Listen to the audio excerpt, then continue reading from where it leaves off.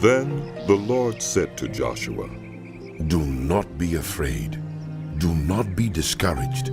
Take the whole army with you and go up and attack Ai, for I have delivered into your hands the king of Ai, his people, his city, and his land.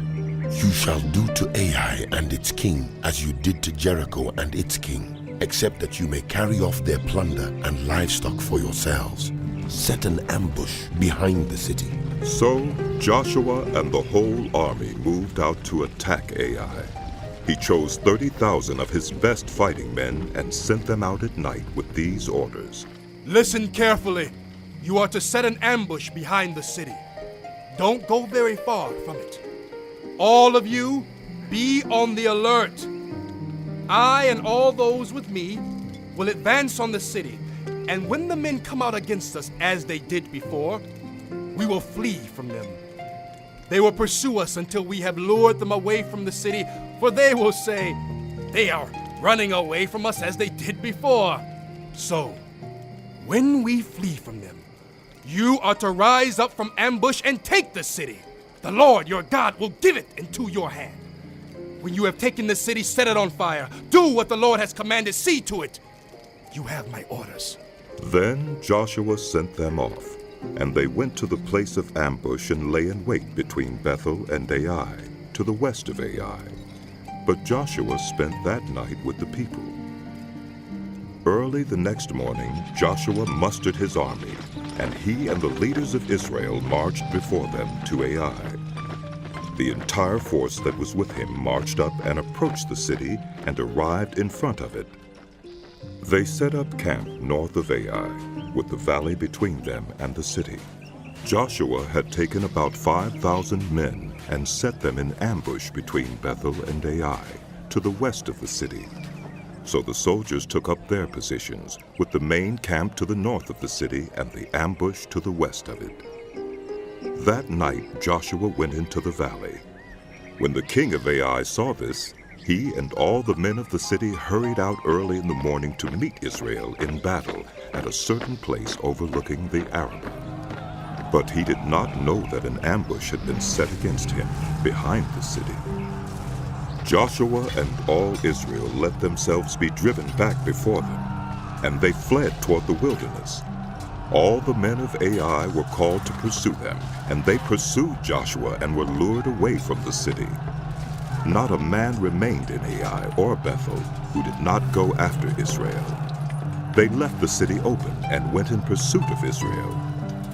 Then the Lord said to Joshua, Hold out toward Ai the javelin that is in your hand, for into your hand I will deliver the city. So Joshua held out toward the city the javelin that was in his hand. As soon as he did this, the men in the ambush rose quickly from their position and rushed forward. They entered the city and captured it and quickly set it on fire. The men of Ai looked back and saw the smoke of the city rising against the sky, but they had no chance to escape in any direction. The Israelites who had been fleeing toward the wilderness had turned back against their pursuers. For when Joshua and all Israel saw that the ambush had taken the city and that smoke was going up from it, they turned around and attacked the men of Ai. Those in the ambush also came out of the city against them, so that they were caught in the middle, with Israelites on both sides. Israel cut them down, leaving them neither survivors nor fugitives. But they took the king of Ai alive and brought him to Joshua. When Israel had finished killing all the men of Ai in the fields and in the wilderness where they had chased them, and when every one of them had been put to the sword, all the Israelites returned to Ai and killed those who were in it. 12,000 men and women fell that day, all the people of Ai. For Joshua did not draw back the hand that held out his javelin until he had destroyed all who lived in Ai. But Israel did carry off for themselves the livestock and plunder of this city, as the Lord had instructed Joshua. So Joshua burned Ai and made it a permanent heap of ruins, a desolate place to this day. He impaled the body of the king of Ai on a pole and left it there until evening. At sunset, Joshua ordered them to take the body from the pole and throw it down at the entrance of the city gate, and they raised a large pile of rocks over it, which remains to this day.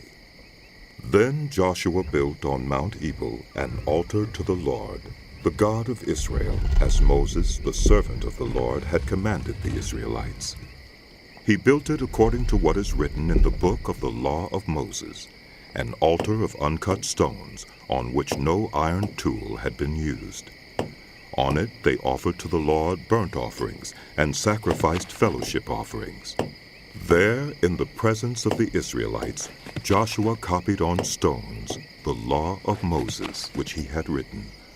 All the Israelites with their elders, officials, and judges were standing on both sides of the Ark of the Covenant of the Lord, facing the Levitical priests who carried it. Both the foreigners living among them and the native-born were there. Half of the people stood in front of Mount Gerizim, and half of them in front of Mount Ebal, as Moses, the servant of the Lord, had formerly commanded when he gave instructions to bless the people of Israel. Afterward, Joshua read all the words of the law, the blessings and the curses, just as it is written in the book of the law. There was not a word of all that Moses had commanded that Joshua did not read to the whole assembly of Israel, including the women and children, and the foreigners who lived among them.